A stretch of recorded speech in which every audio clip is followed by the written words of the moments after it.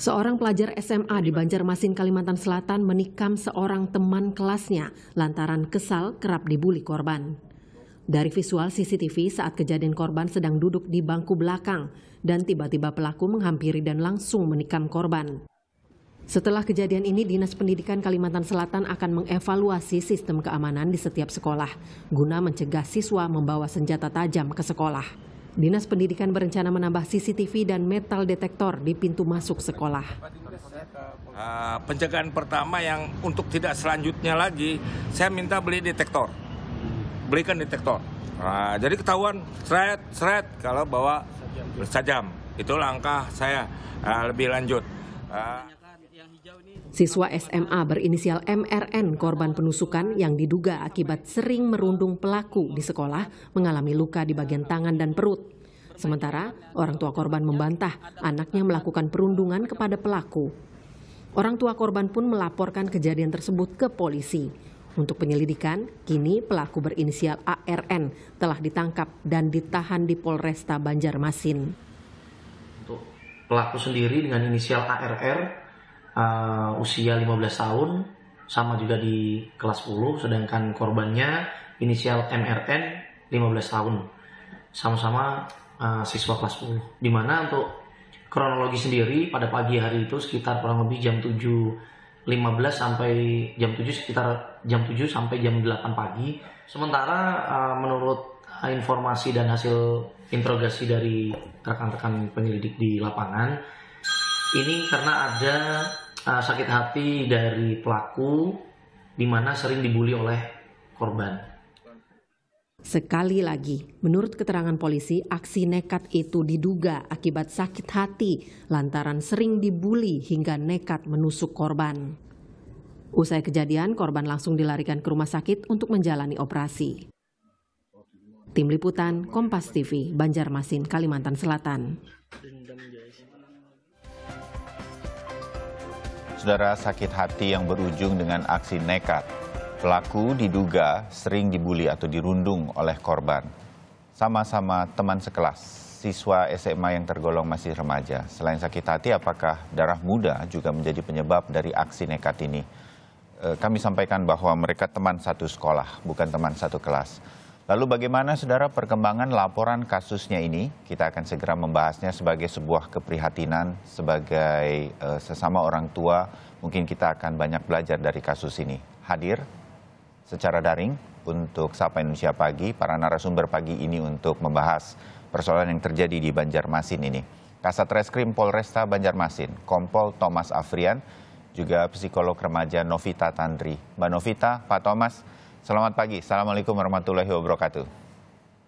Selamat pagi, Mas Bayu. Assalamualaikum warahmatullahi wabarakatuh. Ya, saya ke Pak Thomas dulu. Sekaligus sekali lagi saya ingin menyampaikan bahwa saya sebagai orang tua ingin belajar dari kasus ini, dan mungkin banyak pemirsa Sapa Indonesia Pagi juga sebagai orang tua, kita harus belajar banyak dari kasus ini tampaknya.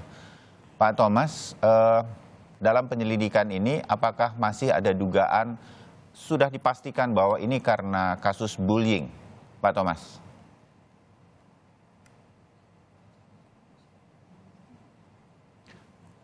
Pak Thomas masih di mute mungkin atau masih dimatikan? Halo, ya Mas? Ya. Baik, dapat kami sampaikan berdasarkan hasil pemeriksaan dari penyelidik di lapangan, memang dapat kami pastikan penyebab ataupun motif dari penganiayaan yang terjadi di salah satu SMA negeri di Banjarmasin ini penyebabkan karena sakit hati karena dibully. Hal ini dapat kami pastikan lagi karena mengingat dari beberapa saksi-saksi, rekan-rekan atau teman dari pelaku dan korban. Di sini ada juga screenshot chatnya seperti itu. Ya, Pak Thomas, sementara kan kita juga mengetahui dari perkembangannya di media bahwa orang tua korban melaporkan ke kepolisian bahwa anaknya tidak pernah melakukan bully.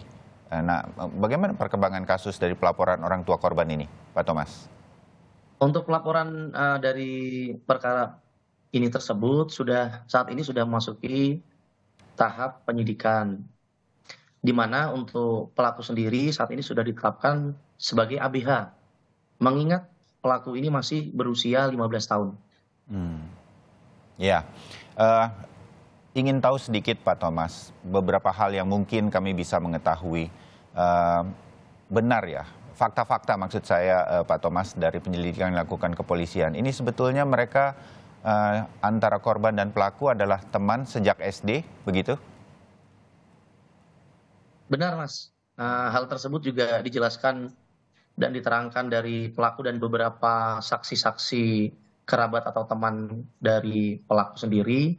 Ini antara pelaku dan korban ini juga merupakan teman. Ya, Pak Thomas, apa tindakan bully yang disampaikan oleh pelaku yang selama ini sampai membuat sakit hati dan membuat pelaku nekat melakukan tindakannya? Juga dari saksi-saksi yang mungkin sudah diperiksa, apa sebenarnya yang dirundung? Untuk perbuatan bully yang dilakukan berdasarkan keterangan yang kami dapat ini berupa masih verbal, Mas ya. Jadi lain dengan bully kalau yang sifatnya fisik itu kan kita dapat melihat ada bekas, ada rekam jejak langsung, mungkin dari visum. Namun kalau dari verbal ini kita juga berdasarkan beberapa keterangan-keterangan saksi yang kita dapat, termasuk kita korelasikan dengan petunjuk-petunjuk yang ada dari bukti komunikasi melalui chat dari rekan-rekan saksi lainnya. Demikian. Oh begitu, jadi bulinya atau perundungannya ini melalui kata-kata atau verbal. Ini saya garis bawahi, saya ulang bahwa ini pun termasuk dalam bully, pembelajaran bagi kita semua dan bisa membuat orang sakit hati atau menjadi nekat seperti pelaku dalam kasus ini, paling tidak sampai sejauh yang Pak Thomas sampaikan hasil penyelidikan dari kepolisian. Saya ke Mbak Novita. Mbak Novita, ini keprihatinan sekali bagaimana kemudian saya dari sisi ini masih 15 tahun.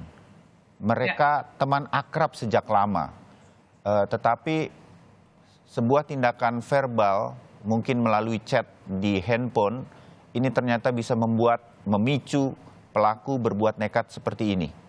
Apa itu Mbak Novita yang menjadi dari sisi psikologis, apa yang membuat seseorang bisa sampai seperti itu, Mbak Novi?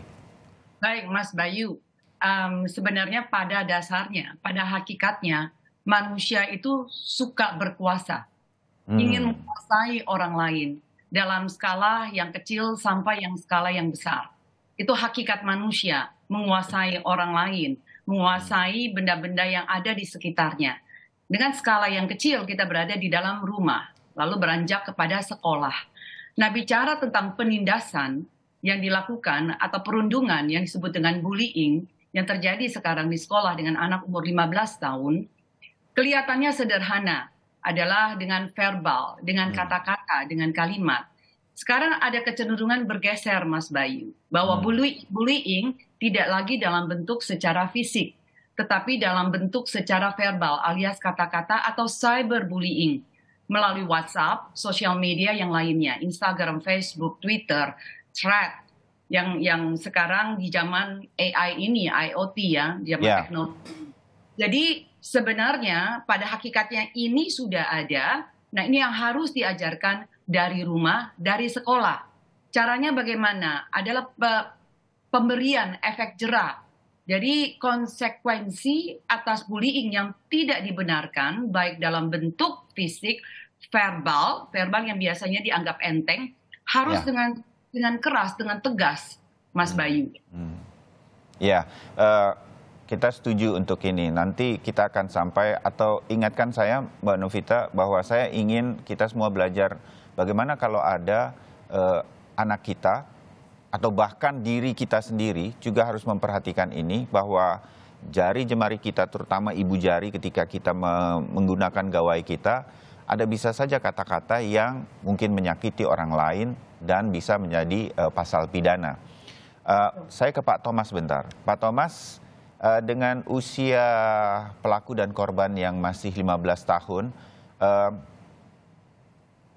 kepolisian melibatkan siapa saja dalam penanganannya sehingga kemudian kita berharap ini tidak salah langkah karena mereka menjadi ABH, anak berhadapan hukum. Pak Thomas, siapa saja yang dilibatkan?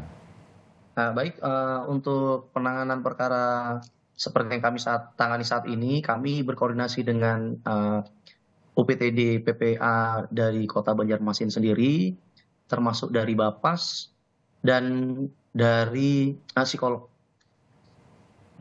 Ya, Pak Thomas. Bagaimana? Karena mengingat pelaku ini kan umurnya 15 tahun. Nah, seperti yang kita lihat di video yang sudah viral, Mas. Itu kan kita lihat kalau kita analisa dari kasat mata ya, kita lihat itu kan pelaku datang dengan tenang, di mana padahal situasi di kelas itu termasuk ramai kan seperti itu. Betul. Jadi kalau dilihat mungkin ada pertengkaran sebelumnya, kemungkinan kan ada dari rekan-rekan sesama siswa itu akan ada melakukan upaya pencegahan. Namun mungkin analisa dari hasil pemeriksaan kami, korelasinya di situ pelaku datang memang tidak ada yang menduga dan diduga untuk melakukan perbuatan tersebut. Sampai begitu setelah melakukan perbuatannya terhadap si korban, pelaku sempat keluar itu pun yang lain terlihat masih terkesima, tidak percaya seperti itu. Oke. Nah, hal ini juga saya setuju dengan Mbak Novita terkait bullying tersebut. Walaupun pada prinsip awalnya usia-usia remaja tersebut hakikat dalam mungkin bullying tingkat lebih tinggi daripada canda ya. Itu tujuan awalnya kan untuk mempererat hubungan pertemanan, kekerabatan. Namun demikian perlu diketahui bahwasanya apakah yang dibullying ini situasinya, kondisi psikisnya ini netral ataupun tidak terjadi pada tingkatan yang berada di bawah. Karena kalau situasi psikisnya yang dibully ini masih tingkatan standar atau netral, saya rasa tidak akan masuk mungkin dalam hati seperti itu menjadi suatu unek-unek yang ditahan-tahan, akan diluapkan juga ke sesama temannya. Nah, hal ini mungkin berbeda ya kalau kita lihat di perkara yang terjadi ini. Iya, baik. Terbayang Pak Thomas. Mbak Novita, tanggapan sedikit berkaitan dengan kondisi psikologis pelaku terutama yang sampai saya bahasanya kalau dari Pak Thomas menceritakan dan melihat videonya, walaupun kami kaburkan karena ada unsur kekerasan, cukup tenang dan merencanakan. Jadi ini seperti dia sudah sampai puncaknya gitu Mbak Novita, bahwa kemudian dia ingin melakukan sesuatu terhadap teman dekatnya ini yang sekarang menjadi korban. Mbak Novi, itu sampai titik ini apakah karena karakter si pelaku memang rentan bisa melakukan itu, atau dia sudah sampai pada puncaknya, dia udah nggak tahan lagi dan dia mau membalas? Mbak Novi. Baik Mas Bayu. Ini kalau dilihat mereka berteman ya dari SD ya. Karena kedekatan ini yang ada, kok malah teman dekat sendiri yang melakukan bullying. Yang tadi akhirnya terus mungkin tidak tahan, eksplosif, tidak dibenarkan dengan cara seperti ini tentunya. Tetapi harus juga kita sikapi bahwa bullying, ejekan, guyonan, candaan yang dilakukan terhadap korban yang tadinya menjadi korban, ini sudah ditahan. Mungkin pernah melaporkan kepada gurunya, tetapi saya media juga ya dari Kompas juga bahwa diminta untuk sabar. Nah, sabarnya ini mungkin bertahun-tahun, olokan ejekan ini secara verbal terus-menerus tidak berhenti, karena sekali lagi tadi seperti Pak Thomas tadi sampaikan bahwa tidak ada bukti-bukti secara psikis gitu ya, karena candaan ini, ejekan. Tetapi bicara tentang ejekan, candaan, godaan ini akan berdampak secara psikis itu sangat panjang di masa depan. Psikis atau emosional, gangguan emosional bisa terjadi. Gangguan tidur, gangguan makan, kecemasan, panik, ini bisa terjadi dengan anak-anak yang mengalami bullying ini. Ini banyak sekali terjadi di dalam ruang konseling saya, Mas Bayu. Jadi mungkin kita harus bersama-sama benar-benar menggunakan mulut kita secara verbal dari orang tua sebagai contoh, karena satu contoh dari orang tua itu akan lebih jauh berkuasa dibandingkan 1000 kata-kata yang keluar dari mulut kita. Jadi orang tua juga bersikap di dalam rumah untuk tidak memberikan candaan-candaan yang mengejek kepada anggota keluarga sendiri maupun terhadap teman-teman. Terkadang orang tua suka juga bergosip dalam arti membicarakan kejelekan orang lain. Dan ini bisa turun kepada anak-anak yang notabene bisa menjadi pelaku bullying dan melakukan hal yang sama di sekolah. Jadi memang menjadi contoh di dalam rumah, lalu sekolah juga harus punya program pencegahan, intervensi, dan sosialisasi yang efektif, Mas Bayu. Sehingga hal ini bisa ditekan, bahkan bisa kita pelan-pelan hilangkan di dalam sekolah kita. Masuk di dalam kurikulum mestinya, Mas Bayu. Iya, sekali lagi ini akan menjadi banyak hal dari perbincangan kita pagi ini yang mudah-mudahan menjadi catatan-catatan bagi kita orang tua, bagi Anda pemirsa Sapa Indonesia Pagi mungkin yang juga berprofesi sebagai pendidik dimanapun berada. Pak Thomas, Mbak Novita, kita sambung. Saya harus jeda sebentar dan kemudian kita kembali lagi dengan upaya-upaya menangani, belajar daripada kasus yang terjadi di Banjarmasin dan sekarang ditangani oleh Pak Thomas dan kolega di kepolisian di sana. Kami segera kembali. Saudara, kita masih menyambung perbincangan kami. Diduga karena sering dibully, seorang siswa SMA di Banjarmasin menusuk temannya yang sudah berteman sejak SD. Masih ada Kompol Thomas Avrian, Kasat Reskrim Polresta Banjarmasin, dan juga Novita Tandri, psikolog. Saya ke Pak Thomas lagi. Pak Thomas. Baik, Mas. Saya ingin kita semua kemudian belajar bagaimana menangani ini semua sebagai orang tua dan kita membayangkan kita menjaga anak-anak kita. Begini, kalau melihat dan membaca serta ngobrol langsung dengan Pak Thomas kali ini, kita juga melihat videonya yang kemudian viral. Pelaku melakukannya dengan terencana. Dia membawa sajam atau senjata tajam ke sekolah, datang ke kelas yang berbeda sebetulnya dengan korban. Nah, hal semacam ini, koreksi saya, bahwa ini bisa masuk dalam pasal tindak kekerasan berencana. Pak Thomas. Baik, Mas. Itu yang kami koordinasikan dan selalu konsultasikan dengan beberapa ahli, di mana dalam sistem peradilan pidana anak ini kan mengacu pada 11-12 ya, nomor 11 tahun 2012, di mana pelaku masih 15 tahun. Namun demikian apabila diterapkan dengan mungkin pasal percobaan pembunuhan atau yang berencana seperti itu, kita menganalisanya juga, ini baru hari ini kita konsultasikan dengan ahli ya, menganalisanya apakah anak pada usia 15 tahun ini dapat dikatakan sudah bisa merencanakan suatu hal, padahal dalam hal cakap hukum saja kan sebetulnya belum masuk ya. Kalau menurut kami ya. Saya hanya ingin membayangkan saja kepada pemirsa Sapa Indonesia Pagi bahwa hal semacam ini bisa menjadi pertimbangan pasal pidana sampai setinggi itu, dan kebijakan dari hukum kita, pihak kepolisian bersama tim, bersama para ahli nanti mungkin memutuskannya sedikit berbeda, tetapi apa yang menjadi tindakan kita itu bisa kemudian berdampak. Termasuk Pak Thomas, kalau saya dari sisi korban yang diduga melakukan bullying sebelumnya kepada pelaku, ini juga bisa diusut, diangkat sedemikian rupa bahwa kok ya sekarang dia menjadi korban, tapi ada perlakuan tindak pidana bullying yang dilakukan secara verbal ini, bisa saja ini menjadi pasal pidana. Begitu, Pak Thomas? Baik, Mas, kalau untuk bullying yang terjadi verbal ini kan, kalau yang kami ketahui sampai saat ini sifatnya bullying itu berupa fitnah yang disampaikan ke media sosial itu ya, atau secara umum. Namun demikian kalau secara umum disampaikan, terlebih lagi si antara korban dan pelaku ini usia 15 tahun, nah itulah yang akan kami konsultasikan dengan beberapa ahli hukum pidana.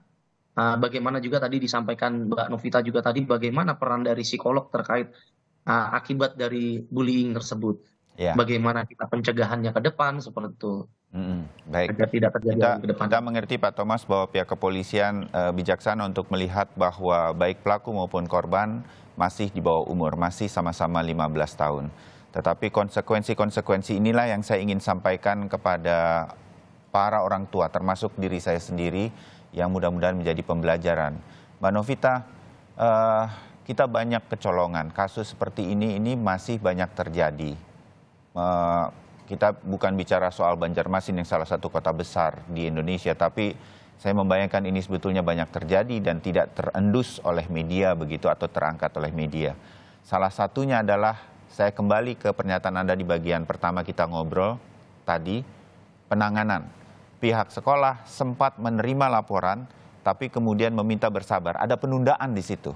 Nah, hal semacam apa yang sebetulnya bisa ditangani di sekolah, dan kemudian kita melihat tindakan-tindakan seperti ini, bagaimana orang tua juga mengawasi anak-anak kita, sehingga anak-anak kita terhindar dari tindakan nekat, tindakan yang mungkin dianggap biasa dalam pertemanan, hanya meledek, tapi itu bisa membuat orang sakit hati dan lain-lain. Mbak Novita.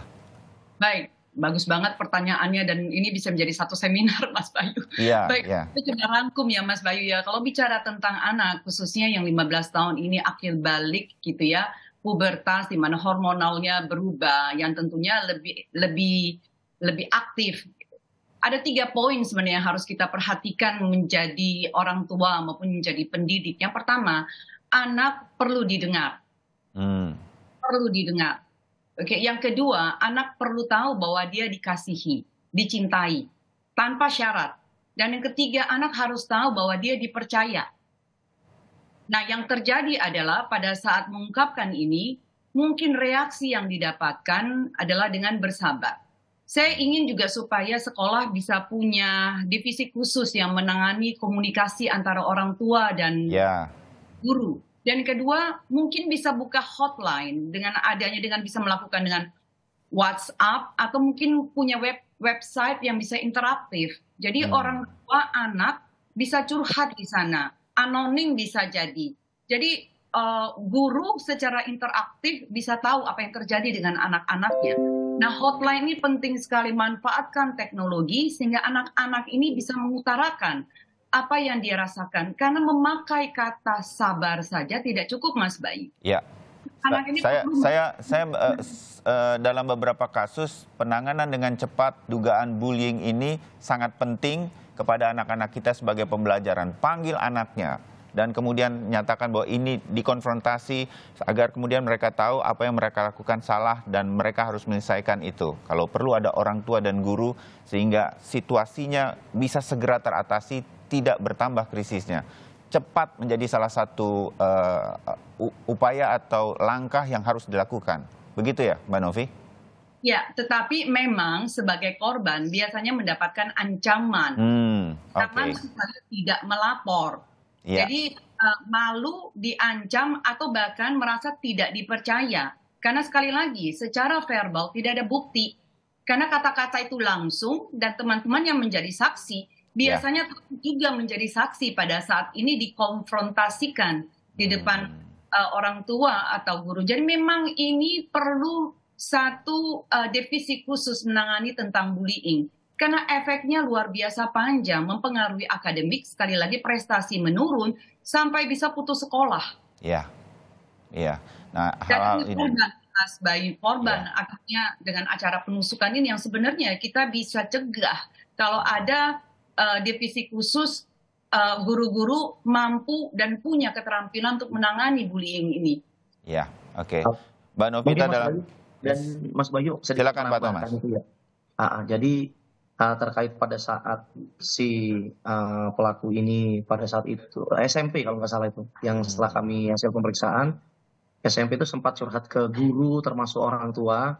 Nah, kami garis bawahi maksudnya sabar itu untuk mengarahkan si korban yang dibullying atau si pelaku yang saat ini itu untuk diarahkan untuk kegiatan-kegiatan positif. Nah, maksudnya sabar itu seperti itu. Diminta untuk lebih sholat, diberikan penjelasan bahwa karena pada masa SMP itu bentuk bullying itu hanya dalam canda untuk mempererat seperti itu. Bukan terus cuma sabar seperti itu. Maksudnya kita garis bawahi itu maksudnya, Mbak ya. Iya, Oke, terbayang dan makin jelas Pak Thomas, terima kasih. Tetapi sebagai sebuah upaya-upaya, saya tahu itu adalah sebuah niatan yang baik, tetapi ternyata masih berlanjut. Dan saya kembali ke Mbak Novi tadi mengatakan bahwa ini harus ada divisi khusus yang mengerti, sekolah harus membentuk semacam hotline. Mungkin ini menjadi bagian-bagian dari upaya kita untuk menjaga anak-anak kita dan memperhatikan anak-anak kita, terutama dalam pergaulan mereka di sekolah. Di bagian akhir ini, Mbak Novita sedikit ya, sebelum saya ke Pak Thomas, ada pada kasus ini orang tua dari korban tentu saya mengerti ada emosionalnya ketika anaknya terluka dan menganggap ini akan dibawa ke ranah hukum, tidak ada damai. Tindakan apa yang harus dilakukan bagi kita orang tua kalau anak kita kebetulan terlibat dalam sebuah kasus menjadi pelaku bullying atau menjadi korban bullying, Mbak Novita?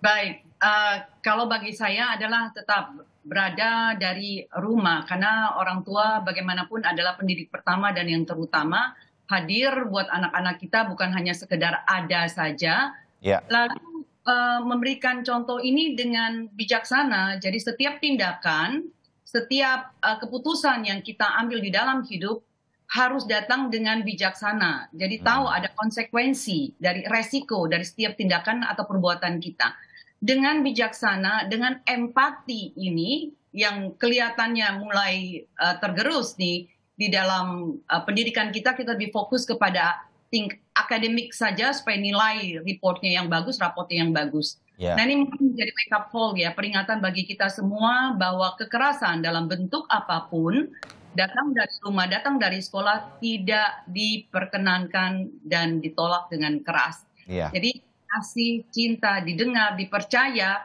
perlu didapatkan oleh seorang anak, mulai dari rumah dan sekolah. Ya, oke. Terakhir Pak Thomas, sedikit, apakah masih mungkin dengan pelaku dan korban yang masih di bawah umur ini ada upaya-upaya untuk restoratif justice atau damai, Pak Thomas? Sebagaimana diatur di Undang-Undang Perlindungan Anak, kita juga akan melaksanakan diversi karena itu kewajiban ya. Diversi terlebih dahulu, yang sebelumnya kita melakukan penelitian melalui tadi Pensos, OPTD, PPA, termasuk dari Bapas dan psikolog, karena itu suatu kewajiban.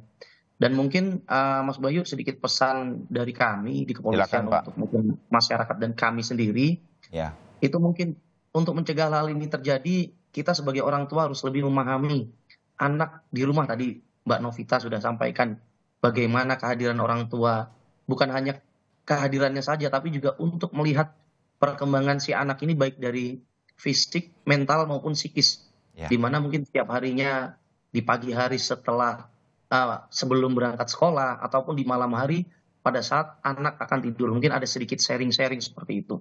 Begitu juga untuk di sekolah, menurut kami di situ juga sudah ada guru BP atau guru BK dan ada wali kelas.